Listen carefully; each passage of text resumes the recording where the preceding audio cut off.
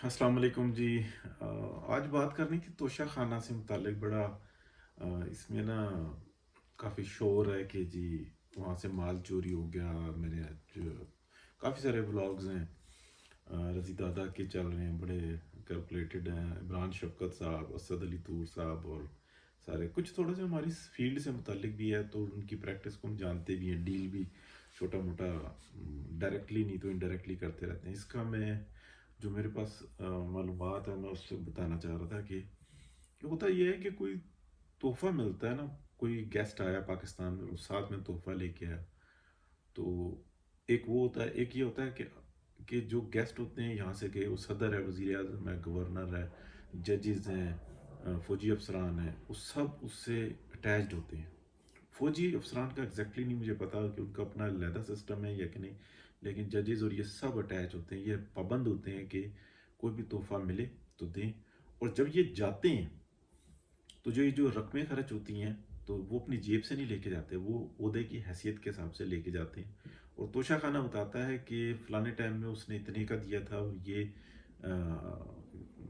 आप इस वैल्यू का लेके जाएंगे। ये बड़ी पूरी चेन होती है। यानी कि कोई भी तोहफ़ा मिलता है तो बिल्कुल ऐसे जैसे शादी पे किसी ने 10,000 रुपये दिए हैं, तो फैमिली याद रखती है कि उसने 10,000 दिए थे, अब हमने उसको लौटाने भी हैं, बल्कि उससे थोड़े से बढ़ा के लौटाने हैं, या कम से कम बराबर ज़रूर करना है। ये चक्कर होता है। तो बैतुल माल कह लें, तोशा खाना कह लें, और जो भी है। अब उसके अंदर एक पाकिस्तान के अंदर एक ये सहूलत दी हुई है कि आप ले सकते हैं। एक बात।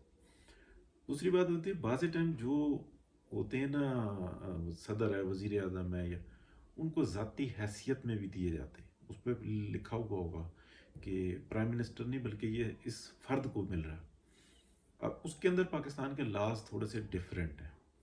अब जैसे कि मैं इसी के ऊपर बता सकता हूँ कि 90 में जब मियां नवाज शरीफ पहली दफ़ा वज़ीर आज़म बने, तो एक गाड़ी का बड़ा चक्कर बना था और वो रोक ली गई थी। वो गाड़ी इस तरह से मिली थी कि जब नवाज शरीफ गए सऊदी अरब दौरे पे, तो उनको ज़ाती हैसियत में गाड़ी तोहफे में मिली। कि प्राइम मिनिस्टर नवाज शरीफ को नहीं मिली, बल्कि उनको कहा गया कि नवाज शरीफ को दे रहे हैं या हम आपको दे रहे हैं। तो वो फिर मियाँ नवाज शरीफ वापस आ गए, फिर पीछे गाड़ी आई, केपीटी पे आई, वो रुक गई क्योंकि तोहफे में थी। तो बिल्कुल ऐसे समझ लें कि वहाँ पे बाजार से आपने कोई गाड़ी खरीदी है या आपने किसी को दिया, लेकिन बाकी का प्रोसेस तो फिर आप खुद करेंगे ना, वो तोशात खाना तो नहीं करेगा। तो नवाज उस वक़्त के लॉ के मुताबिक ऑलमोस्ट डबल जो सी थी ना, जो जो भी गाड़ी या उसकी डबल आपको टैक्स देना पड़ता था, ड्यूटी देनी पड़ती थी।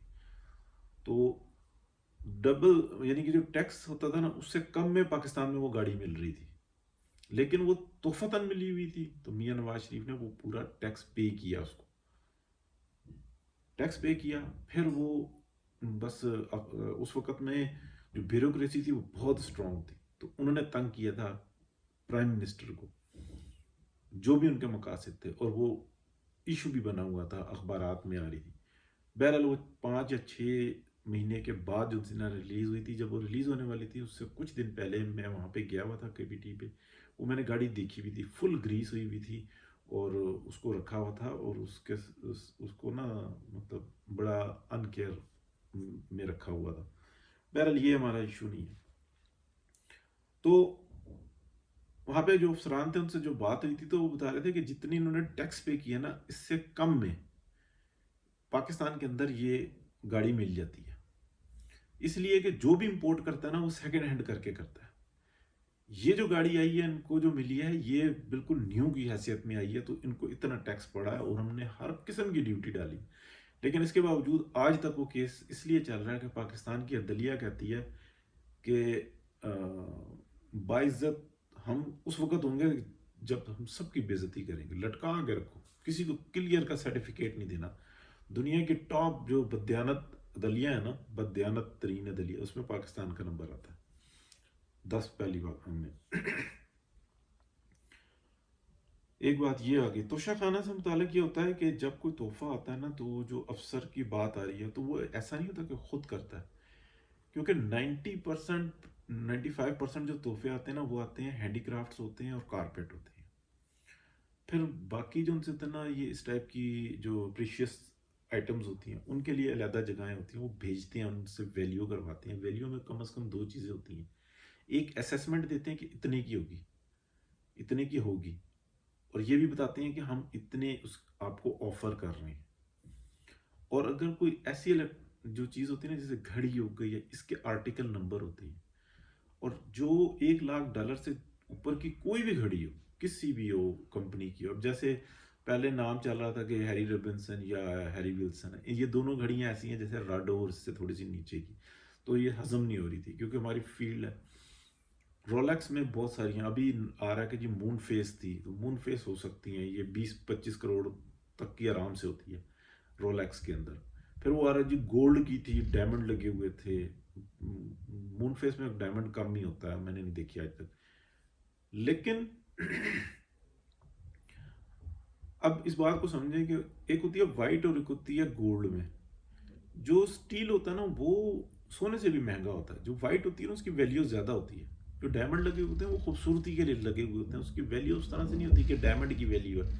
وہ خوبصورتی کے لیے، اٹریکشن کے لیے لگے ہوئے ہوتے ہیں، قیمتی ہوتے ہیں، لیکن اس کی جو گھڑی کی جو اپنی حیثیت ہوتی ہے نا وہ بہت بڑی ہوتی ہے. اور یہ بھی یاد رکھیں کہ $1,00,000 سے کوئی بھی آئٹم اوپر ہوگی نا جس طرح، تو اس کا اپنا ایک نمبر ہوتا ہے. جیسے گاڑی کا چیسز نمبر ہوتا ہے، ایسے گھڑی کا بھی اپنا ایک نمبر ہوتا ہے. تو وہ جیسے ہی نمبر پتہ لگتا ہے، ماڈل ہر چیز سامنے آ جاتی ہے.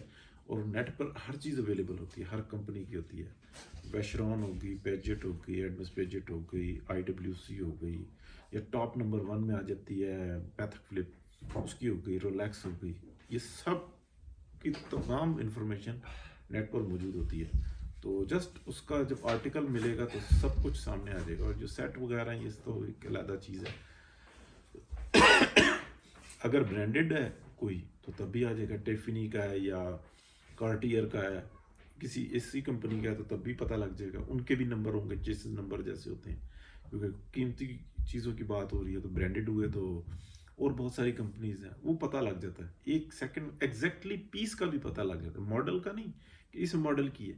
وہ ماڈل کے ساتھ اس کا چیسز نمبر بھی ہوتا ہے. جیسے کہ کرولا ہے، کرولا تو بہت ساری ہیں، اس ماڈل کی کرولا ہے، پھر اس کا پرسنل چیسز نمبر ہے. ایسے ہی یہ بھی ایسے ہی ہوتی ہیں.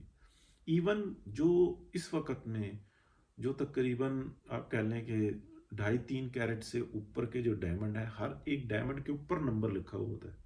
سائڈ پہ گلیڈر پہ نا اس کے لکھا ہوا ہوتا ہے نمبر کے، یہ اس نمبر کا، اسی پہ انشورنس ہوتی ہے.